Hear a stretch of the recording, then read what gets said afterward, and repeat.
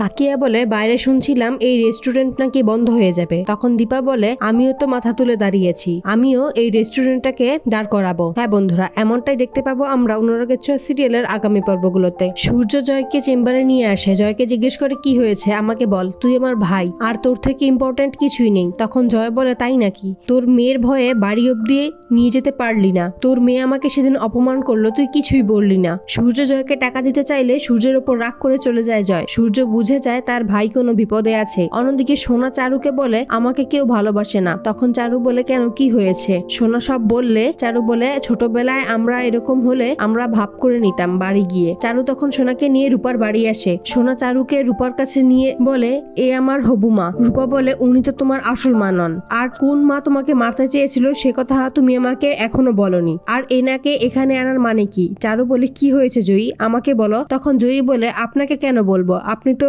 অলির আসল মা নন। রূপা চলে যেতে বললে সোনা বলে আমার সাথে কেন এমন করছো সেটা না জেনে আমি কোথাও যাব না, আর আমি সব বানিয়ে বলেছি, ধরে নাও আমাকে কেউ মারতে চায়নি। রূপা তখন বলে তোমার তো কোনো কথারই ঠিক নেই, তাহলে তোমার মতো একজনকে বেস্ট ফ্রেন্ড কিভাবে বলবো আমি? অলিকে কথা শোনায় অনেক জয়ী। অলি বলে আমার আশাটা এখানে ভুল হয়েছে। তখন জয়ী বলে তাহলে আর এসো না, এই বলেই চলে যায়। রূপা ভাবে হিংসুকুটি কি সত্যিই কষ্টে আছে, ও যা করেছে তার জন্য কখনোই আমি ওকে ক্ষমা করতে পারবো না। অন্যদিকে সবাই একসাথে বিংবং অ্যাপে কাকাই দীপার রান্নার প্রশংসা করতে থাকে। কাকিয়ে দীপাকে দোষারোপ করে, বলে তোমার জেদের জন্য সবকিছু হয়েছে, সবকিছুর জন্য তুমিই দেয়। তখন দীপা বলে আমার জীবনটা কি ছন্নছাড়া হয়নি কাকিয়া? কাকিয়া বলে সবকিছুই তো ভালোভাবে গুছিয়ে নিলে, একটা মেয়ের জন্য আরেকটা মেয়েকে কেন বুঝালে না? তখন দীপা আগের কথা মনে করে বলে সেটা আর কখনোই সম্ভব না। তো বন্ধুরা, সকল সিরিয়ালের সকল আপডেট আগে পেতে আমাদের চ্যানেলটি সাবস্ক্রাইব করে পাশে থাকুন। ধন্যবাদ।